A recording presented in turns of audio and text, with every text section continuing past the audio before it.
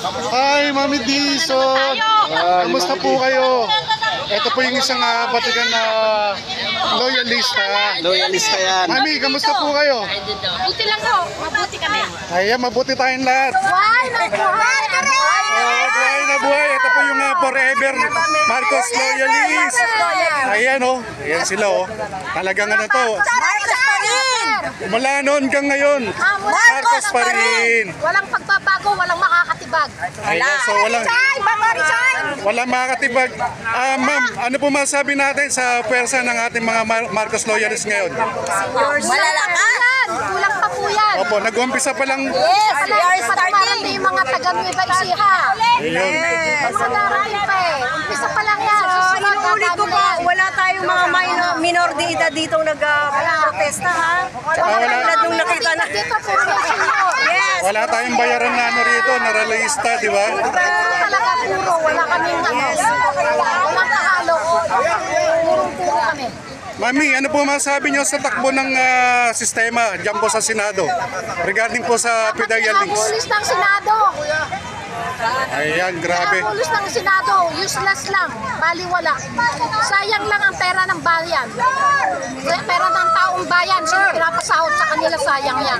Kaya dapat tanggalin ang Senado. So may mga senator na sumusuporta dyan sa hearing. Ano po masabi nyo po? Lalo na si Bato.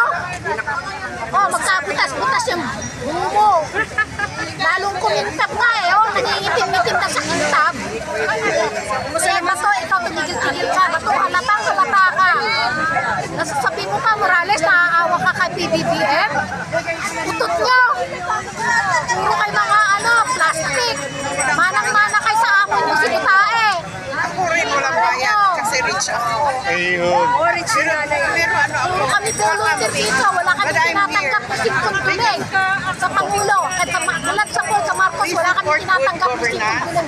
Sariling gastos namin lahat. Tubo nyo. Puro kami volunteer.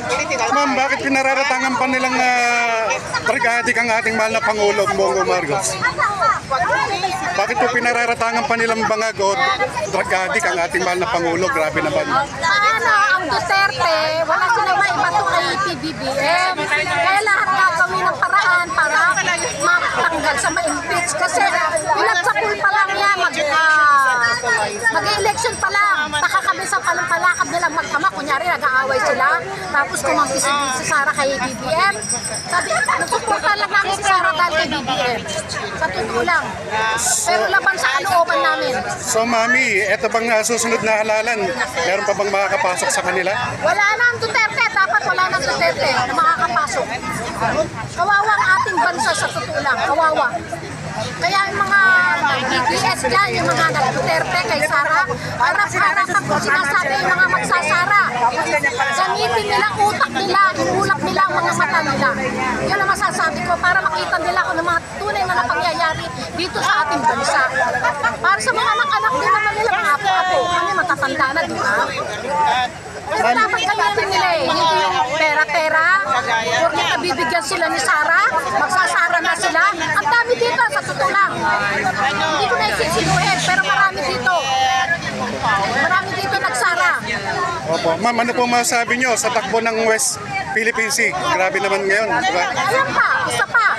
Hindi man lang may pagtanggol ni Sara ang ating masuporta ng ating Pangulo about that, di ba? Hindi nyo masuportan eh. Sana ibig sabihin ng pro-China sila mag-anak. Pag siya yung luklok na presidente, magiging pro-China tayo, gagawin tayong probinsya ng China. Yun ang sinabi ng kanyang ama noon. Grabe talaga, no? Kaya dapat gamitin na natin to eh, oh. Maging wise tayo sa pagboto sa sunod na halalan. Mami, mensahe po para sa ating mga kababayang Pilipino. Mensahe ko sa mga ating mga kababayan Pilipino, lahat-lahat po. Gamitin natin ang ating mga kaisipan, imulap natin ang ating mga mata para makita natin ang mga nangyayari at ang totoo at ang hindi. Kaya maging wise po tayo. Kami po lumalaban ngayon, mga Marcos loyalist, para sa ating bansa, para sa mga apo-apo natin, hindi para sa amin. Kasi mali na yung nakikita namin. Oo, ihatid ko lang siya. Sinasakop na tayo ng China, kagagawa, hindi ko yan. Ihatid ko lang sa tinote. Tignan mo yung puko na lang, di ba? Tignan mo yung puko. Sino na iba nagpapasok si Duterte, di ba?